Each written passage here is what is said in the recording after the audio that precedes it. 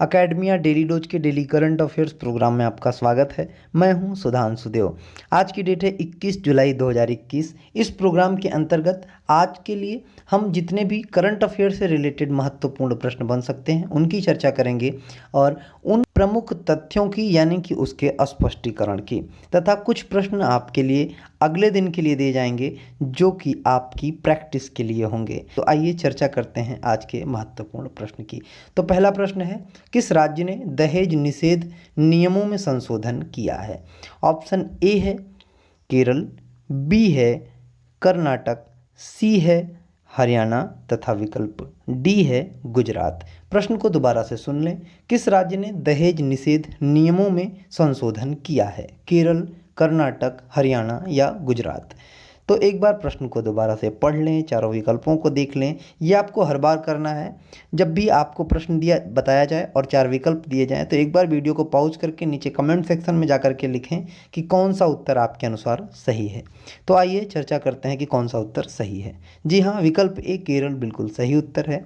बात करें उत्तर के स्पष्टीकरण की, तो राज्य में दहेज उत्पीड़न की दिन प्रतिदिन बढ़ती शिकायतों के कारण केरल ने दहेज निषेध नियम में संशोधन किया है। बात करें अगले प्रश्न की, तो कौन सा राज्य देश का पहला राज्य होगा जो ब्लॉकचेन तकनीक का उपयोग करके शैक्षिक दस्तावेज जारी करेगा? विकल्प ए है गुजरात, बी है हरियाणा, सी है महाराष्ट्र तथा विकल्प डी है मध्य प्रदेश। प्रश्न को दोबारा से सुन लें। कौन सा राज्य देश का पहला राज्य होगा जो ब्लॉकचेन तकनीक का उपयोग करके शैक्षिक दस्तावेज जारी करेगा? विकल्प ए है गुजरात, बी है हरियाणा, सी है महाराष्ट्र तथा विकल्प डी है मध्य प्रदेश। तो आइए देखते हैं कि कौन सा उत्तर सही है। जी हाँ, विकल्प सी महाराष्ट्र बिल्कुल सही उत्तर है। बात करें उत्तर के स्पष्टीकरण की, तो महाराष्ट्र देश का पहला राज्य होगा जो ब्लॉकचेन तकनीक का उपयोग करके शैक्षिक दस्तावेज जारी करेगा। बात करें अगले प्रश्न की, किस केंद्र शासित प्रदेश ने सिक्किम के साथ 2025 तक एक जैविक इकाई में बदलने के लिए एक समझौते पर हस्ताक्षर किए हैं? विकल्प ए है चंडीगढ़, बी है पुडुचेरी, सी है अंडमान और निकोबार द्वीप समूह तथा विकल्प डी है लद्दाख। प्रश्न को दोबारा से सुन लें। किस केंद्र शासित प्रदेश ने सिक्किम के साथ 2025 तक एक जैविक इकाई में बदलने के लिए एक समझौते पर हस्ताक्षर किए हैं? विकल्प ए है चंडीगढ़, बी है पुडुचेरी, सी है अंडमान और निकोबार द्वीप समूह तथा विकल्प डी है लद्दाख।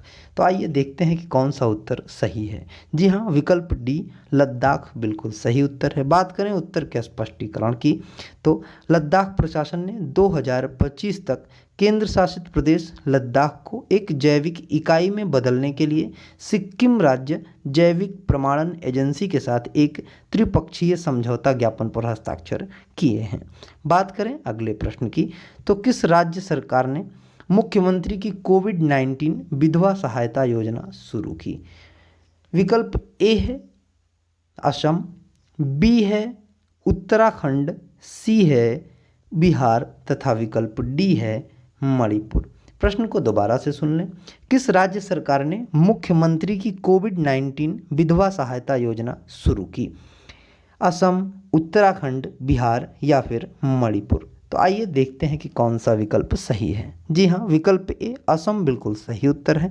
बात करें उत्तर के स्पष्टीकरण की, तो असम के मुख्यमंत्री हिमंत बिस्वा शर्मा ने मुख्यमंत्री की कोविड-19 विधवा सहायता योजना शुरू की है, जिसमें उन महिलाओं को सामाजिक और वित्तीय सुरक्षा प्रदान की जाएगी जिन्होंने अपने पति को कोरोना वायरस बीमारी से खो दिया है। बात करें अगले प्रश्न की, तो पल्लेकू पट्टाभिषेकम नामक पुस्तक के लेखक कौन हैं?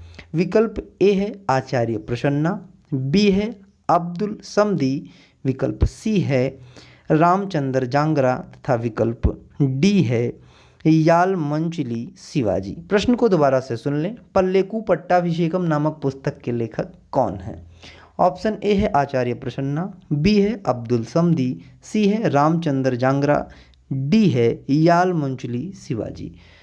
आइए देखते हैं कि कौन सा उत्तर सही है। जी हाँ, विकल्प डी याल मंचली शिवाजी बिल्कुल सही उत्तर है। बात करें उत्तर के स्पष्टीकरण की तो उपराष्ट्रपति एम वेंकैया नायडू ने पूर्व सांसद श्री याल मंचली शिवाजी द्वारा लिखित ग्रामीण भारत और कृषि पर पल्लेकू पट्टाभिषेकम नामक पुस्तक का विमोचन किया है। ये प्रश्न इस तरीके से भी पूछा जा सकता है कि पल्लेकू पट्टाभिषेकम नामक पुस्तक का विमोचन किसने किया, तो वहाँ पर उत्तर आप लिखेंगे कि उपराष्ट्रपति एम वेंकैया नायडू ने किया। और अगर आपसे पूछा जाए कि पल्लेकू पट्टाभिषेकम नामक पुस्तक किसने लिखा, तो आप वहाँ पर लिखेंगे कि याल मंचली शिवाजी, यानी कि याल मंचली शिवाजी विकल्प पर आप सही का उत्तर लगाएंगे। तो आइए देखते हैं अगले प्रश्न के बारे में। तो किसानों को उनकी वांछित भाषा में सही समय पर सही जानकारी प्राप्त करने की सुविधा के लिए कौन सा मंच शुरू किया गया है। विकल्प ए है किसान सारथी, बी है किसान आवाज़, सी है किसान विद्या तथा विकल्प डी है किसान ज्ञान। प्रश्न को दोबारा से सुन लें। किसान को उसकी वांछित भाषा में सही समय पर सही जानकारी प्राप्त करने की सुविधा के लिए कौन सा मंच शुरू किया गया है। विकल्प ए है किसान सारथी, बी है किसान आवाज़, सी है किसान विद्या तथा विकल्प डी है किसान ज्ञान। आइए देखते हैं कि कौन सा उत्तर सही है। जी हाँ, विकल्प ए किसान सारथी बिल्कुल सही उत्तर है। बात करें उत्तर के स्पष्टीकरण की तो कृषि और किसान कल्याण मंत्री नरेंद्र सिंह तोमर और इलेक्ट्रॉनिक्स और सूचना प्रौद्योगिकी मंत्री अश्विनी वैष्णव ने संयुक्त रूप से किसानों को उनकी वांछित भाषा में सही समय पर सही जानकारी प्राप्त करने की सुविधा के लिए किसान सारथी नामक एक डिजिटल प्लेटफॉर्म लॉन्च किया है। किसने लॉन्च किया है, तो आप अगर आपसे ये प्रश्न घुमा करके पूछ लिया जाए कि किसने लॉन्च किया है, तो आप उसमें लिखेंगे कि कृषि और किसान कल्याण मंत्री नरेंद्र सिंह तोमर ने। और किसने किया है, इलेक्ट्रॉनिक्स और सूचना प्रौद्योगिकी मंत्री अश्विनी वैष्णव ने। तो आइए बात करें अगले प्रश्न की। तो डोप टेस्ट में फेल होने के बाद किस पर 4 साल का प्रतिबंध लगाया गया। विकल्प ए है सीमा रानी, विकल्प बी है अंशुला राव, विकल्प सी है गरिमा मलिक तथा विकल्प डी है अंसा देवी। एक बार प्रश्न को दोबारा से सुन लें। डोप टेस्ट में फेल होने के बाद किस पर 4 साल का प्रतिबंध लगाया गया। ए है सीमा रानी, बी है अंशुला राव, सी है गरिमा मलिक तथा विकल्प डी है अंसा देवी। तो आइए देखते हैं कि कौन सा उत्तर सही है। जी हाँ, विकल्प बी अंशुला राव बिल्कुल सही उत्तर है। बात करें उत्तर के स्पष्टीकरण की तो मध्य प्रदेश की ऑलराउंडर अंशुला राव ने इतिहास रच दिया, लेकिन सभी गलत कारणों से वह डोप टेस्ट में फेल होने के बाद 4 साल का प्रतिबंध लगाने वाली पहली महिला क्रिकेटर बनी।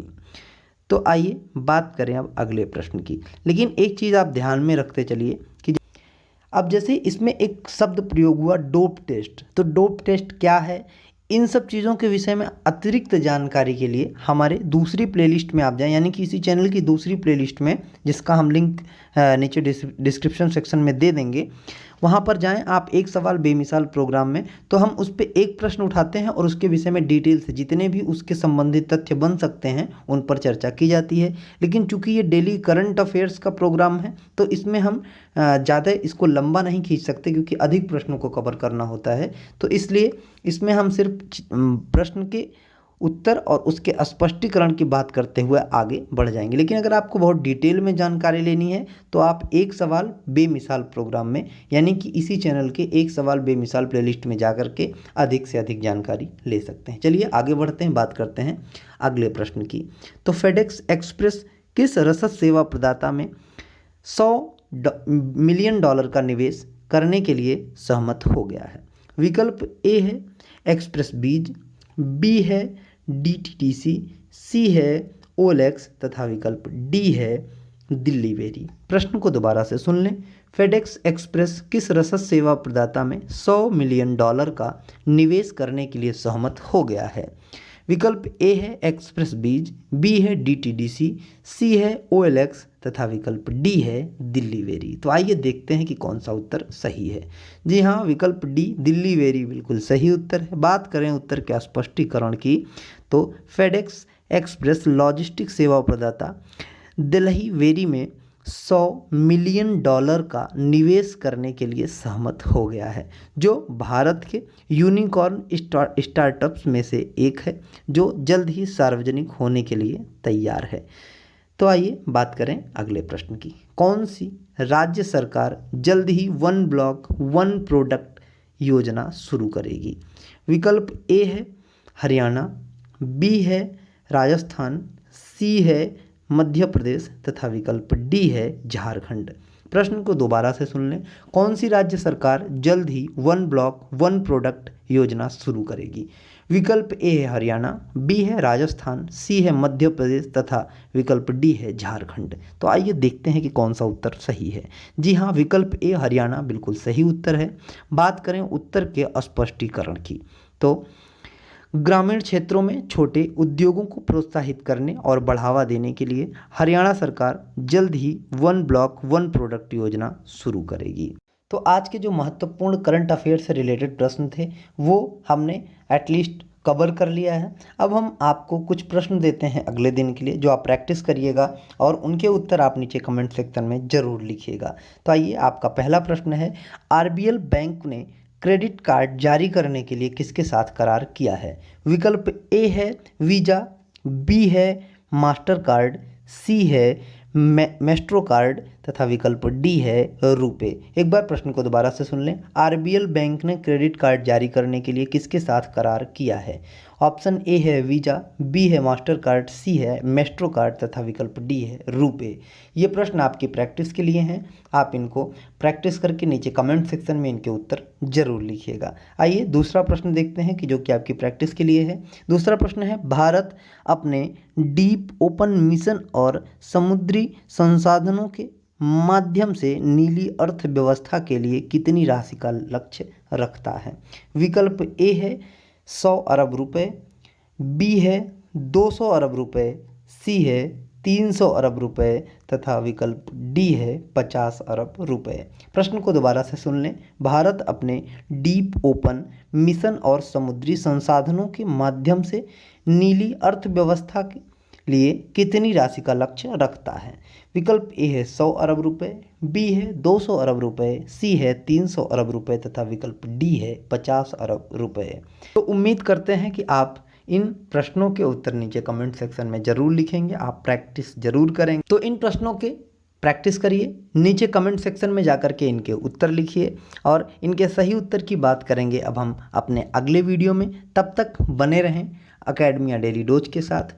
वीडियो यदि आपको अच्छा लगा हो तो वीडियो को लाइक करें, चैनल पर यदि आप नए हो तो चैनल को सब्सक्राइब करें, बेल आइकॉन दबाएं जिससे आपको समय पर अपडेट मिलता रहे। और यदि आप हमारे सोशल मीडिया प्लेटफॉर्म से जुड़ना चाहते हैं जैसे फेसबुक, इंस्टाग्राम या फिर ट्विटर, लिंक्डइन इत्यादि से, तो नीचे डिस्क्रिप्शन सेक्शन में आपको उनके लिंक्स मिल जाएंगे। डायरेक्टली आप वहां पर लिंक पर क्लिक कर हमारे साथ जुड़ सकते हैं हमारे सोशल मीडिया प्लेटफॉर्म्स पर। आज के लिए बस इतना ही, तब तक बने रहें अकेडमिया डेली डोज के साथ। धन्यवाद।